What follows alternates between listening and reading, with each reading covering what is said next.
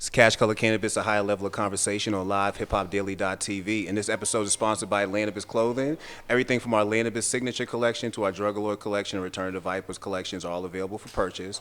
Head to the website and shop today. And if you use promo code Cash Color Cannabis tonight while we're watching, you can save 10% off your entire order. And also, before I get started, I'd like to thank King Gummy for coming through and sponsoring gift bags for our guests tonight. These are amazing. He got some custom gummies for us. He got some oil in here. It's a lot. You know, I can't show y'all everything. I'll make sure Joe gets some good pictures so we can put it on Instagram later. But shout out to King Gummy. You're going to see him occasionally throughout the shows for the next rest of the year, just dropping off packages on our guests. All right, without further ado, man, let me start the show off, man, because we're going to get into some real black and cannabis shit tonight. Let's do this. My guest tonight is Royal Smith. Now, many of y'all probably don't know Royal. Royal's pretty low-key. He does his thing.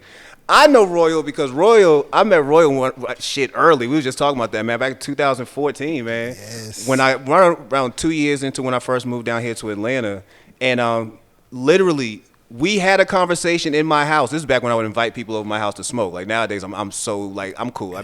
I'm with people every day. But when I would invite people over my crib to smoke, and me and you lit one up, and we had a whole conversation that led to, I need to do a documentary. Yeah, that conversation was deep, man, for sure. But before we get into all that, man, for those who don't know you and don't know our history and nothing like that, man, just please introduce yourself and tell us what you do. What's going on? First off, Cash Color Cannabis, thank you, family, for having me. I want to give y'all thanks for even inviting me to do this segment with you guys. My name is Royal. I'm the CEO and founder of Theraputic Treats. We are an organic chocolate company. We do hemp CBD extracts. We do sugar-free bars. We also produce vegan bars, so plant-based chocolates from bean to bar. So that's a little bit about the company. We started this company, I believe I started this company in 2016. Sheesh. So I've been doing it for a while now. Bro, we on some pioneer shit, man. Like, I'm going to pat us on the back today. For real. We on some pioneer stuff. Before we get into the nuts and bolts of everything, because we're going to get the chance to discuss a lot tonight. First off, tell us about the first time you was introduced to cannabis. That laughs at honest answer. First time I discovered weed, I think I was about, cannabis. I think I was about 14. I was 14 years old. I actually got discovered from my neighbor. We used to be little kids, didn't know any better. We'll come to school, he'll go to the bus stop, and I'll hit it like one or two times. I really wasn't into it because, I was a kid, so I really wasn't into it. But when I really got discovered to it, I think I was about 18 in college. Really? So have you ever thought about why you smoke since then? I haven't thought about why I smoke since then. I know why I smoke now, but since then I haven't thought about it. But the reasons now, I mean, there's many reasons: health reasons, mental reasons, spiritual reasons, all types of stuff like that. Bro, we can get into that all day, man. Like I felt like, I've been cutting back on my consumption lately, and it's primarily for the mental reason. Like I mean, serious. Like I deal with anxiety and I deal with shit like that, so I do smoke. But then I felt like for a long time, I was had this conversation with Big Chico once, that I hate feeling like I have to do something. So every once in a while, I'll stop just to prove to myself I can do this shit. Like I don't need it. You know what I'm saying? I'm like the same way. Like with me, like maybe every 3 months, I like to give myself just like a 1 month cleanse. Just to make sure that I got a control on it and it doesn't have a control on me, for sure. There you go, man. Not like I'm saying it's like one of those habit, like trying to kind of drugs, but I just know my life. You know what I'm saying? Correct. And every once in a while, I gotta step back and give myself a cleanse. I agree with you on that. All right, so I'm gonna get into a story right now, man, because I always think the story of how I met you and why it's important is hilarious. Give y'all some backstory, man. I'm actually working on a book right now about Cash Color Cannabis. It's called Tuesday Night Live. The 10 episodes that impacted Cash Color Cannabis. And when I started writing about it, I was writing about our first episode, who was my man Chris J. And I always tell Chris J, you made history. Like, no matter what we do in the rest of our life, how many episodes we got, somebody's going to always say who's the first guest, and it's always going to be you. You are the first person I ever had a conversation with about, I think I'm going to do this shit, and I'm going to film it, and we're going to tell this story. You was the very first person I had that conversation with. I remember that day. Bro, let's get to even how I met you, because I was laughing about that off air. I met you because it was 2014, I remember, because it was 2 years after I moved to Atlanta, and I was looking for a weed person. You know, it's kind of hard to just walk up and ask somebody, yo, do you smoke weed? Do you sell weed? So you always got to be kind of on the low key about it. And I was at this event that my man, I think Miles Stone might have been throwing it, but he was definitely performing. It was over there where Cloud 9 used to be. So we was in the back lot of that, and I smelled the weed in the air. You know, almost like Scooby Doo, like you smell something in the air, you start floating. So I smelled the weed in the air, and I was like, who's smoking this? And I saw the little sesh he was having over there by a car, and I was like, I don't really interrupt. Let me wait till my man's by himself, and I just stepped to him. So I did. I was like, hey, you got any bud? And he was like, nah, I ain't got nothing on me, but I do sell. So I was like, even better. You know what I'm saying? So now I got to connect. So eventually we did link up and connect, and you brought some weed over. But before you brought the weed over, you said, hey, I got edibles too. I'm a chef. I cook edibles. And I'm like, I ain't never had an edible a day in my life. So I was geeked about that. So I said, extra money. bring over one of them brownie joints too. So you brought over the brownie and the weed, and we just got cool. And one day I had you over the crib. This is after I got back from Denver, because I was working for this nonprofit at the time. And they flew me out to Denver to help them with their organization. I get back from Denver, and I remember sitting in my house with you smoking a blunt. And I was telling you how, I'm in Denver, and they just passed weed. Like, weed is legal in this whole state. Look like Amsterdam out there. Like, people smoking weed in front of the state capitol. It's bananas. You know what I mean? Correct. But I said the crazy part was whenever I walked by a store, I didn't see no black people. And I said I was picking up magazines then at the time. I was picking up any kind of local stuff that was talking about weed. You'd flip through every page. I wouldn't see a single black person. I was like, that's crazy as shit to me. So at the same time, while we smoking, you had told me something I had never heard even at that moment. I went to a conference. Yep, I remember that. And I was like, a conference? They be having conferences about weed? Yeah. And he said, yeah, I went to this conference, man, and I was the only black person in the room. Yeah, correct. It was like, I remember that day. It was that conference. It was actually a conference in D.C. It was a cannabis conference. And I remember going to that conference, and I could count on one hand how many black people was there during this time, And at the time, weed had just become legal in D.C. Yeah. So it was actually a big thing.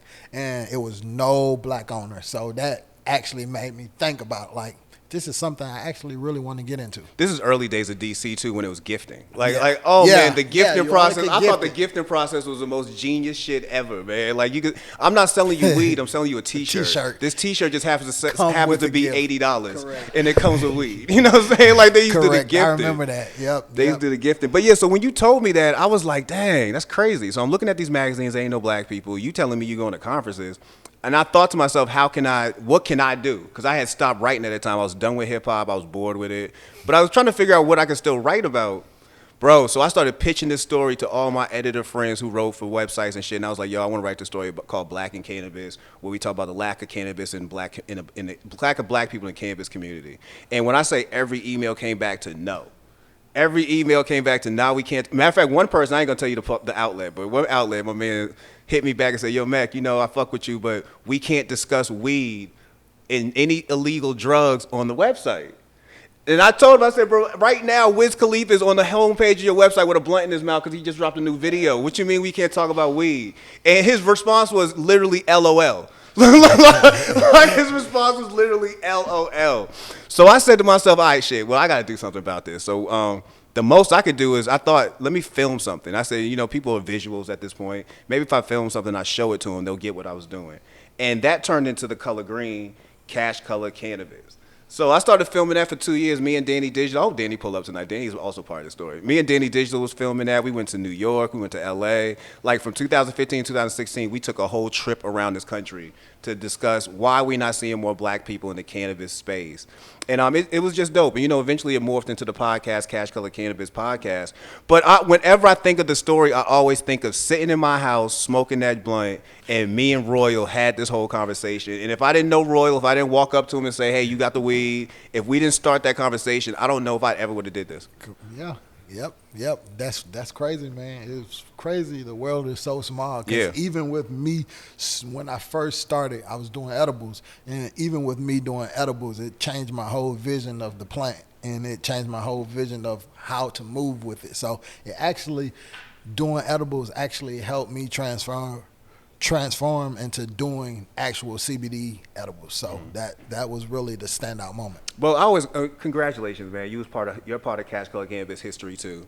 Roundabout. Yeah, because we definitely, as you know now, we almost 300 episodes in. In fact, in December we'll be 6 years into doing this. That's big. Yeah, that's crazy. I think about that too, man. Like every time I see an old picture, so like somebody tagged me in a Throwback Thursday from 2 years ago, and I said that felt like 10 years ago. It does, right? It does. Even when I think I started this company in 2016, and it feels like so long ago, man. Do you know what's crazy? And I told you about when I first got Therapeutic Treats. It was mailed to me. So when I first saw you, and you. This is how still people's minds are. This is me at the time doing a full documentary. I see you with this product outside of an event, pitching it to people, and I thought you were an employee. Like I never one time thought to myself, he owns this brand. Like again, this is me doing this documentary. See, that's because black people not in the cannabis industry. Yeah, so man. You wouldn't even ever thought that. Representation matters, bro. But before we even get into Therapeutic Treats, let's talk about your culinary background, man. How long have you been chefing? Like, you been chefing around the house when you was young? So, when you was making gourmet grilled cheeses and shit? Actually, talking about that. Actually, when I was younger, I used to cook. My mom would never let me cook on the stove till I turned about 12. So I used to cook in the microwave. I used to make bacon in the microwave, eggs in the microwave, broccoli, and you name it. I'd cook it in the microwave. Yep. But actually, after that, I went to school. I went to school for business. I went to Gordon College. And then after that, I went to culinary school. So I always had a passion for cooking. So I worked in the industry for about 7 years. I worked at top restaurants like the Optimist, House, Ritz-Carlton, stuff like that. So I was able to learn, and I actually moved up the ladder pretty fast as a young man, and I got into executive chefs, and it was more like babysitting, and it wasn't cooking anymore. So I got bored with it. So it was like, oh man, grown people don't want to listen to no one younger than them. So it's like babysitting. So, I got bored with it and ended up getting in the bakery and baking and stuff like that. And it's funny because of my sister. She used to tell me, you gonna bake, watch. And I used to always say, man, I ain't no baker for girls. So I ended up, long story short, start baking, got into edibles, and eventually got into this. That's crazy, man. It's so funny how many black men I meet who are chefs who also dabble into cannabis. Like we had Scott Lee Ennis come through about 2 years ago. Oh, that's my boy. Boy, Scott Lee shut this bitch down, bro. Like when I talk about, I always say the Freeway Ricky episode, like we had close to 60-something people in this building. He throw down on that Caribbean cuisine, though. Yo, when Scott Lee came through with that infused jerk ramen, dog, I'm talking about standing room only. Like it was packed up in here, man. But it's dope to see black men getting, flexing not only their chef skills, but also showing that you could move that over into the cannabis space and still make a living. Correct. Yeah. So so Therapeutic Treats. Talk to us about the moment you came up with Therapeutic Treats and said that this is the next move for me. Okay, so around 2015, my stepdad actually, he was diagnosed with brain cancer. Oh, sorry to hear that. Yeah, it's all good. Things happen. But he was diagnosed with brain cancer. I was a chef at the time, working 2 jobs, so I never had time to actually hang out with my family and stuff like that. And I used to get my mom and my stepdad to the restaurants. They'll come eat, try cuisines and stuff. So my stepdad ended up passing, but at the times I was making edibles and I was giving it to him. He didn't know it was edibles, but it was working. He was like chilling and stuff like that. So he actually ended up passing away. In that moment, I was like, man, you know what? Time is too precious to be working 2 jobs and still broke. You know what I'm saying? So like I made a decision that moment that, hey, I'm going to just work for myself. So I started doing edibles. And once I did that, I realized that I started traveling. I started going to California a lot. So I actually discovered CBD in California. So the moment I discovered CBD, it's funny how the universe works.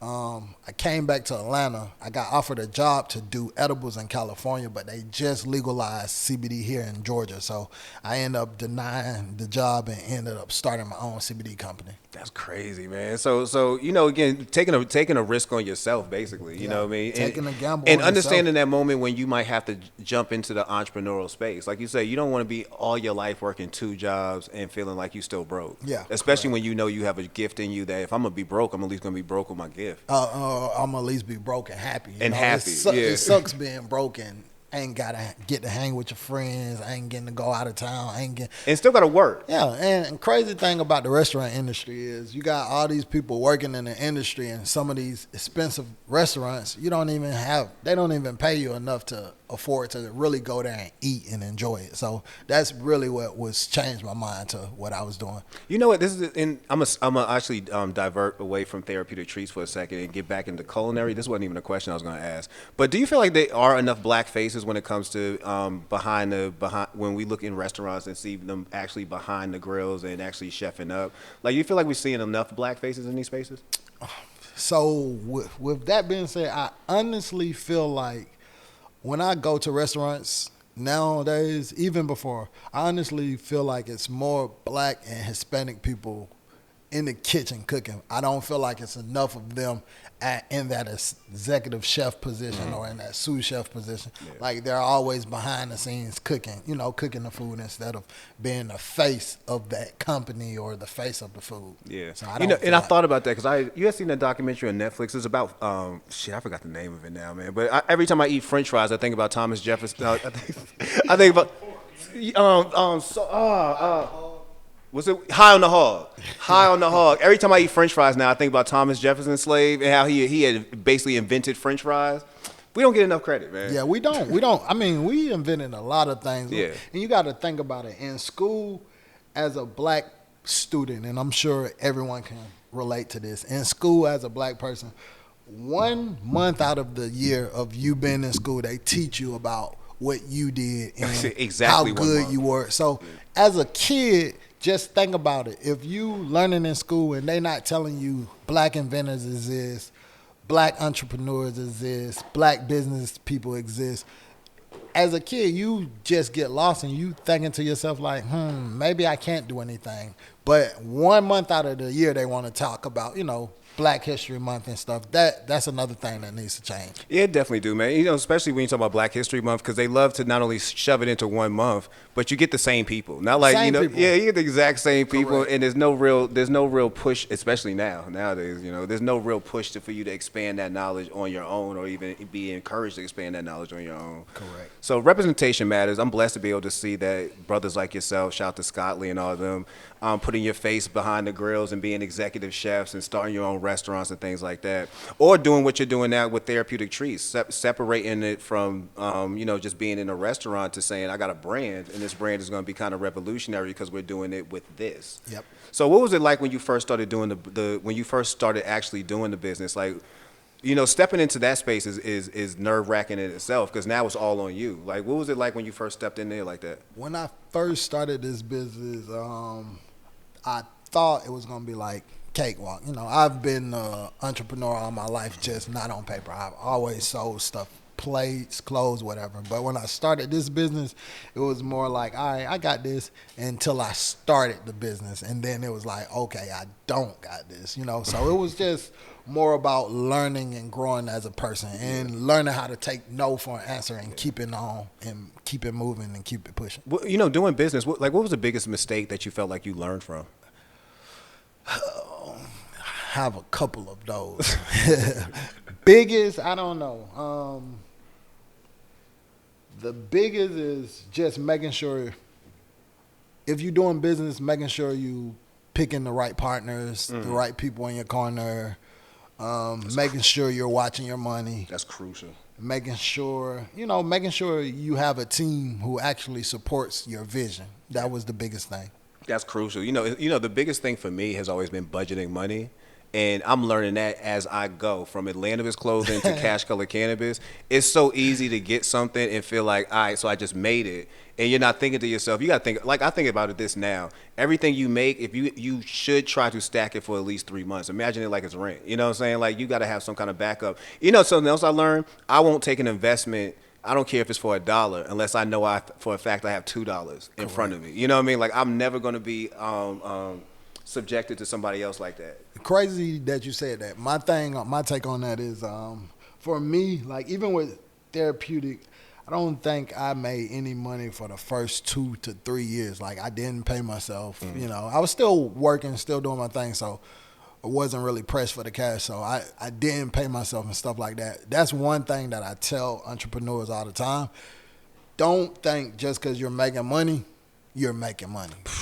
It's a big difference because with business, you still have different expenses. You still want the business to grow. So you want to take the money and let the money make more money. You want to grow the money instead of taking the money and messing it up, or doing personal things. Because one thing about it is when you run out of cash capital, your business is halted. It pauses. So it's almost like you're talking to my spirit right now, man. Like I was at the point where life, and I should have knew better. Where you're spending money, like you say, you should know for a fact you're not gonna make money for the first 3 years. Like I was getting money, and I'm like, I got money. You know what I'm saying? So I'm doing everything I could possibly do until you hit that wall, and you're like, damn, now I got to start really back all the way over. Yeah. And I feel better about that because now you learn what you don't have to do later. You know what I mean? It's like when you was younger and you see your mom having the money. You say, Mom, let me get a couple of dollars. Let's go do this. And she's like, boy, I ain't got no money. I got bills. It's just like that. Bro, I realize now I don't got McDonald's money.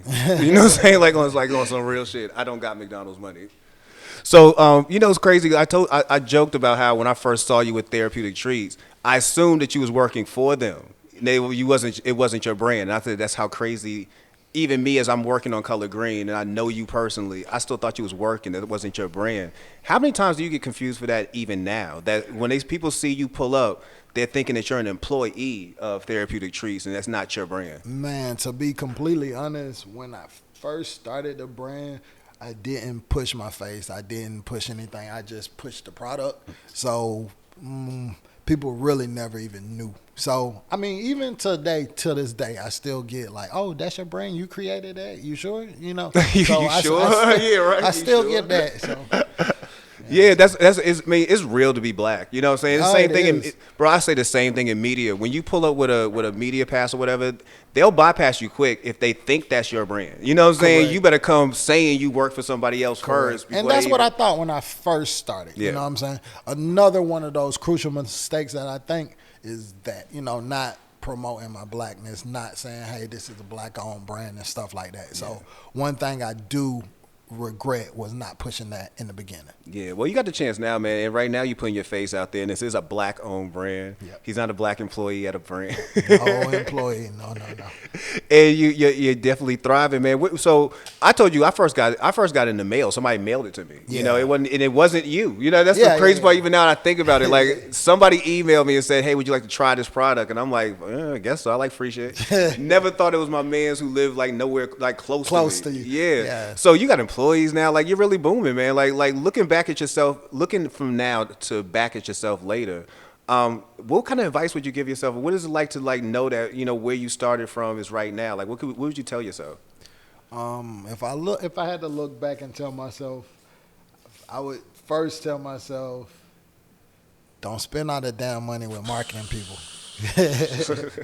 But no, for real, I would just tell myself to keep going, don't give up. You have your ups, you have your downs, you have your days where you feel like, hey man, this is not gonna work. Yeah. Just tell myself to keep going and keep going harder. Yeah. That's about it. What separates therapeutic trees from other CBD based edibles and companies such as similar to yours? So with therapeutic treats, our special niches, we offer organic, we offer vegan friendly, I offer gluten-free options. So with our products, you're gonna get some of the best tasting chocolates, and it's not confectionery chocolate, so it's not none of that fake Hershey's, Kit Kat type of chocolate. It's real chocolate made from real cocoa beans. Damn, shots fired. No shots, because they big companies. That's one thing we got to get out of doing that, using that fake product. But what makes us different is, it's an organic product, it's vegan, it's plant-based, so you're basically eating chocolate or is made from plants. So, I mean, we also offer sugar-free options. So that's our niche. That's the catcher. Like a lot of people have dietary issues. So we offer sugar-free. I offer gluten-free. Like I said, vegan. So that's the standout with us. Word. I see you got some products with here, man. Talk to us about some of the stuff you brought out for us. Oh, correct. So let me see. I actually have this pumpkin spice and salted caramel. It's that time it's of fall the time, so it's fall time, so I'm definitely gonna promote it. But this flavor actually dropped today, matter of fact. So it's We do full bars, like 2 ounce bars. Each product is 120 milligrams of full spectrum CBD. I also have THC free CBD. So the thing and the difference between full spectrum is full spectrum has that legal limit of that 0.3% of THC, whereas THC free doesn't have any THC at all. It's just plain CBD. So basically our product is you get a 2 ounce bar, 120 milligrams, and it comes into a resealable pouch. A lot of people in the game don't have like resealables because, something that I want you to break off, enjoy, retry it. So it comes in 4 different breakdown pieces, so you're able to microdose the amount of CBD you actually get it. Lit, man. So what's how did you last year was COVID. Like COVID was a huge super reset for a lot of companies. How were you able to maintain the brand through COVID, and what did you learn from that? So during COVID, very tough times. A lot of our B2B, business to business, like wholesale accounts was lost. They was like gone because a lot of companies and businesses shut down, so they didn't have customers actually walking in the store. So we already had an online presence, but COVID made us get a bigger online presence and, start subscription boxes and start marketing to online and working with a lot of influencers and stuff like that. So what I've learned in COVID, just, don't get caught on thinking, hey, just because my bars are in retail, they're going to sell. You got to actually still push the product. So just during COVID, just making sure we had a bigger internet base. So basically an internet fan base, basically. Word. So I know the pumpkin spice just dropped. What else are we going to look forward to as far as new products coming down the line? So we actually have minis. We have chocolate chips. If you like to bake, you take our chocolate chips, you can make chocolate chip cookies. But right now I am actually working on vegan gummies. So I'm trying to get into this whole CBD gummies, and I'm also looking into Delta 8 as well. So like Delta 8 products should be coming as well. All right, man. Let's talk weed for a second, man. What's your favorite strain? Okay, so when I'm looking to be a couch potato, I would say blue cheese. Interesting story. I actually went to a conference in Detroit, a High Time Cannabis conference in Detroit. Shout outs to Detroit because they had some amazing weed. But went there and I had this strain called blue cheese. It was indica, and that was my first time ever even learning about King Palm's rolling papers or King Palm leaf papers. Me and my friend, we ended up rolling up a blunt, putting a 3.5 into the King Palm. Man, we left the conference, hit the blunt. We didn't even finish it. It was like, all right, we're gonna take a little nap, go out, see what Detroit got to offer. We woke up, it was like 6 o'clock in the morning. So, like, I would say blue cheese is my favorite. Yo, you know what? Shout out to my boy Nino with the weed bar. He would love hearing that you just said Detroit got the best weed. He would love hearing that. I remember him coming down to Atlanta and having that whole argument with people. A lot of people be like, man, Detroit weed. But it depends on where you're going and get it from. They actually got some good stuff there. I believe it, man. So you spoke about King Palmer. I'm somebody right now who's trying to move away from tobacco rolls. Like as y'all say, shout out to Bouquet, who one of our sponsors for the month. Rolling papers, I'm definitely gonna be using those. What's your favorite method of consumption? Like, are you a blunt person? Are you a paper person? Are you a glass person? Personally, I love raws. So I'm gonna try these rolling papers, but raw cones, that's my favorite way to go. Yeah, raw's a dope, man. Like I'm just now getting into papers. Like I was one of them people who I felt like papers burn too fast. It all depends on how much cannabis you actually got in it, Yeah. and if it's windy or not. But yeah, Bro, it tastes better though. Like the It weed definitely- tastes so much better when you're using papers. You know what I it mean? feels better too. It's like a cleaner smoke. Yeah, and I feel like I'm making my I had a roommate when I was in college, my man Jamal. He was from St. Martin. and he used to always joke about us. He said, "Man, y'all niggas, y'all smoking tobacco. Y'all ain't even smoking the weed. Y'all don't even know what y'all doing." I feel like I'm making him proud by saying, "Bro, I'm about to move away from the tree from tobacco." Because boy, he used to get on us heavy about that. But yeah, it tastes so much better when you're smoking with papers. To me, like I'm not telling people, saying go ahead and drop the blunt tomorrow. I just see my man Joe just rolled up a Fronto. Just came on, bro. When I say Nino must have heard me, bro. When I say that was his thing, boy, that was a whole argument he had, man. I'll never forget that argument with Jay Will and Jackpot about the weed in Detroit and how I ain't even gonna get into it, but it was so hilarious, bro. It was so hilarious. Yo, I'm so proud of you and everything you're doing, man. Appreciate it, man. Yeah, you really a shining star for a lot of folks, man. I'm glad you're putting your face out there more because, yeah, I don't want people to, like myself, always feel like you're the employee of a brand. Because I don't even want to embarrass myself by saying how long I still thought you were employee of Therapeutic Treats. I never thought that was the brand that you owned. So thank you for that, man. We need more black faces like yours, prominent and out there. So where do you see Therapeutic Treats in the next 10 years? So in the next 10 years, my goal is to continue building the brand, and in the next 10 years, hopefully they pass THC here in Georgia. Oh, shit. Well, let's hope in the next 10 years. Yeah, and I want to have that brand. I still want to have that CBD brand, but I also want to have that THC brand as well. So in the next 10 years, I see myself having different products, THC products, more CBD products and stuff like that. Do you see a standalone store? Like you're at Georgia Hemp Company. Yeah, I'm in a Bro, couple like it's places. so crazy to be able to walk down Georgia. Again, I seen the product. Do you ever think about having a standalone Therapeutic Treat store? So to be completely honest with this COVID stuff, it made me realize that I personally feel like standalone is probably done with.